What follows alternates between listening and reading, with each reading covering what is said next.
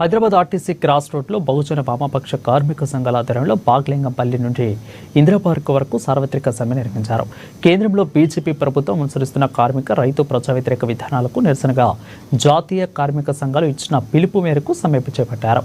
కేంద్ర రాష్ట్ర ప్రభుత్వాలు కార్మికులను బానిసలుగా చేస్తున్నాయని వామపక్ష నాయకులు మండిపడ్డారు. 8 గంటల పని విధానాన్ని 10 గంటల పాటు పెంచడంపై మండిపడ్డారు. 4 లేబర్ కోడ్ల వల్ల దేశానికి, ప్రజలకు, కార్మికులకు ప్రమాదకరమని, ఈ విధానాన్ని వెంటనే బీజేపీ ప్రభుత్వం విరమించుకోవాలని డిమాండ్ చేశారు. దాదాపుగా 8 గంటలు ఉన్నటువంటి పని దినాన్ని 10 గంటలకు పెంచే విధంగా ఈ రోజు కార్యక్రమాలు చేపడుతున్నటువంటి పరిస్థితుల్లో భాగంగా వాస్తవంగా ఇవాళ దేశంలో అధికారంలోకి వచ్చినటువంటి నరేంద్ర మోడీ రెండోసారి అధికారంలోకి వచ్చినా, మూడోసారి అధికారంలోకి వచ్చినా మొత్తం అచ్చేది నాయగా మొత్తం నల్లధనాన్ని, దేశంలో ఉన్నటువంటి నల్లధనాన్ని తీసుకుపోయి స్విస్ బ్యాంకులలో పెట్టిరు. 85 లక్షల కోట్ల రూపాయలు ఇవాళ స్విస్ బ్యాంకులలో ఉన్నాయి. ఆ డబ్బులను తిరిగి తెప్పించి మీరు జీరో అకౌంట్లు ఓపెన్ చేసుకోండి.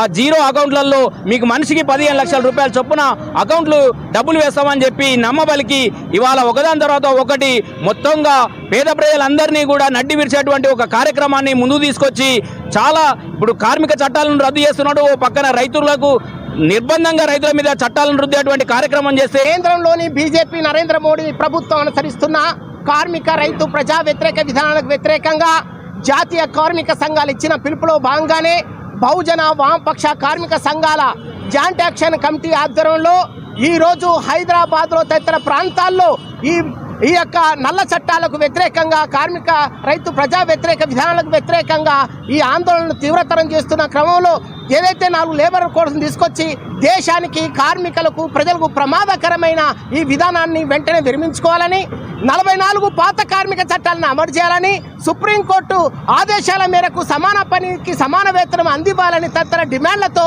ఈ